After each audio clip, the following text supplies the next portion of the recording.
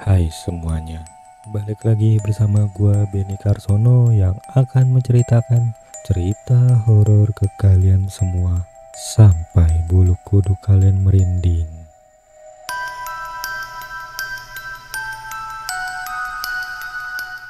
Dan di sini gua akan menceritakan sebuah cerita dengan judul Perjalanan Mistis ke Hutan Terlarang.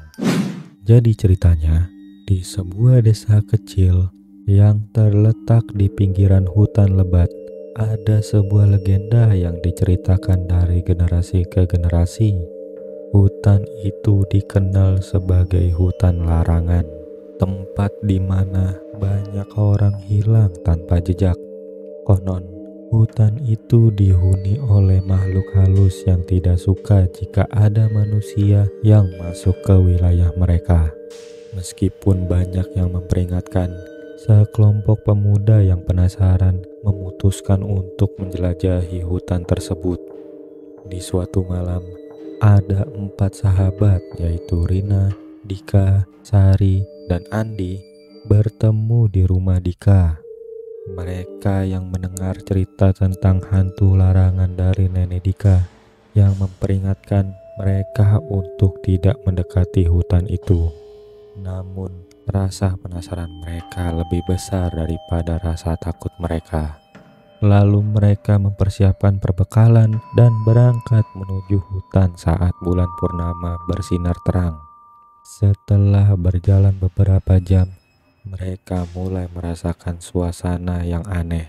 Suara-suara hutan yang biasanya terdengar merdu, kini berubah menjadi bisikan yang tidak bisa mereka mengerti. Rina yang paling sensitif merasa ada yang mengawasi mereka. Namun, Dika menertawakan kekhawatiran Rina dan terus melangkah maju. Ketika mereka memasuki hutan, suasana menjadi semakin gelap. Pepohonan yang tinggi dan lebat membuat cahaya bulan sulit menembus. Mereka mulai merasa terasing dan bingung dengan arah. Tiba-tiba, Sari menemukan sebuah batu besar dengan ukiran aneh. Rina merasa ada sesuatu yang tidak beres dan menyarankan untuk kembali. Tetapi Dika dan Andi bersikeras untuk melanjutkan perjalanan. Di saat mereka berjalan lebih dalam, mereka menemukan sebuah danau kecil yang dikelilingi kabut. Di tengah danau ada sebuah perahu kayu tua. Tanpa berpikir panjang, Dika mengajak teman-temannya untuk naik ke perahu itu. Lalu mereka berlayar di danau, tetapi saat mereka berada di tengah, kabut semakin tebal dan perahu mulai bergetar. Tiba-tiba ada suara tawa yang menyeramkan terdengar dari dalam kabut. Mereka melihat sosok-sosok bayangan muncul di sekitar perahu. Rina yang melihat itu langsung berteriak ketakutan dan Andi mencoba mengendalikan perahu, tetapi angin kencang membuat mereka terombang-ambing. Salah satu bayangan mendekat dan memperlihatkan wajahnya yang pucat dan mata yang kosong. "Kalian tidak seharusnya berada di sini," bisiknya. Sari yang terpesona oleh sosok itu berusaha untuk mendekat, tetapi Dika menariknya kembali. "Jangan, kita harus pergi," teriaknya. Namun, kabut semakin tebal dan mereka merasa terjebak. Rina mulai menangis, merasa bahwa mereka tidak akan pernah bisa keluar dari hutan ini. Tiba-tiba, suara jeritan melengking terdengar dari arah hutan. Suara itu seperti suara seorang wanita yang sedang kesakitan. Rina menutup telinga, tetapi suara itu semakin mendekat. "Tolong, tolong!" teriak suara itu. Mereka semua menoleh ke arah suara dan melihat sosok wanita dengan rambut panjang dan wajah yang penuh luka berdiri di tepi danau. Tolong aku. Dia berteriak, tetapi saat mereka mencoba mendekat, sosok itu menghilang dalam sekejap, meninggalkan hanya kabut tebal di sekeliling mereka. Dengan segenap tenaga, Andi mengayuh perahu kembali ke tepi danau.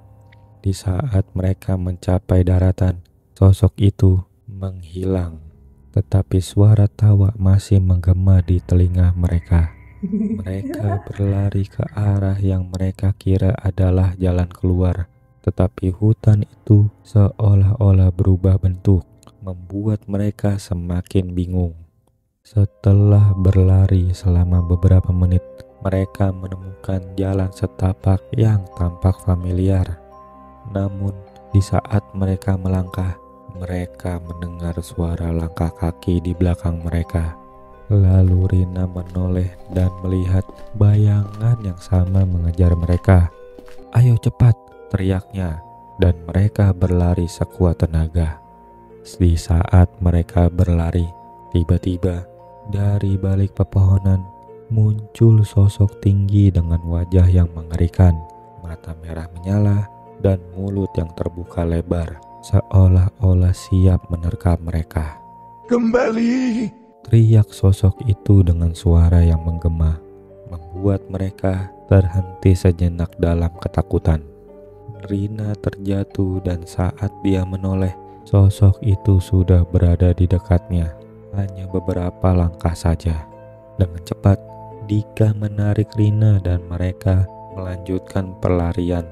Tetapi suara tawa yang mengerikan terus mengikuti mereka, seolah-olah makhluk itu menikmati ketakutan mereka. Di saat mereka berlari, tiba-tiba kabut di sekitar mereka mulai bergetar dan sosok hantu muncul di depan mereka. Hantu itu adalah wanita yang mereka lihat sebelumnya, tetapi kini wajahnya tampak lebih jelas, penuh luka dan air mata. Kalian tidak seharusnya datang ke sini. Dia berbisik dengan suara yang serak, seolah-olah suaranya berasal dari kedalaman kegelapan. Tolong, bantu aku. Dia mengulurkan tangannya, dan di saat itu angin kencang berhembus, membuat mereka hampir terjatuh. Rina yang terpesona oleh sosok itu merasa ada ikatan yang aneh. "Apa yang terjadi padamu?" tanyanya. Tetapi hantu itu hanya menatapnya dengan mata yang penuh kesedihan.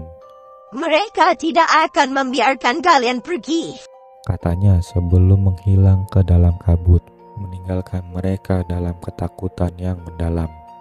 Akhirnya, setelah berlari tanpa henti, mereka melihat cahaya dari desa. Dengan semangat baru, mereka berlari menuju cahaya itu. Begitu mereka keluar dari hutan, mereka terjatuh ke tanah, kehabisan napas. Mereka saling menatap, masih terkejut dengan apa yang baru saja terjadi. Mereka berjanji untuk tidak pernah kembali ke hutan larangan. Namun, saat mereka berjalan pulang, Rina merasa ada yang aneh. Dia melihat bayangan di belakangnya, seolah-olah makhluk itu mengikuti mereka. "Kita tidak sendirian," bisiknya, dan semua orang menoleh ke belakang, tetapi tidak ada siapa-siapa. Pada malam itu, di saat mereka kembali ke rumah masing-masing, Rina tidak bisa tidur. Dia merasa ada yang mengawasinya. Di luar jendela, dia melihat sosok yang sama berdiri di bawah cahaya bulan. Dengan ketakutan, dia menutup tirai dan berdoa agar makhluk itu tidak mendekat. Cerita ini menjadi legenda baru di desa, mengingatkan semua orang untuk tidak pernah memasuki hutan larangan. Namun, bagi Rina dan teman-temannya, pengalaman itu akan selamanya terukir dalam ingatan mereka sebagai perjalanan mistis yang membawa mereka ke batas antara dunia nyata dan dunia yang tidak terlihat. Jadi, cukup segini aja untuk cerita horor kali ini. Jangan lupa untuk like, comment, and subscribe, dan share juga video ini. Sampai jumpa di cerita horor berikutnya.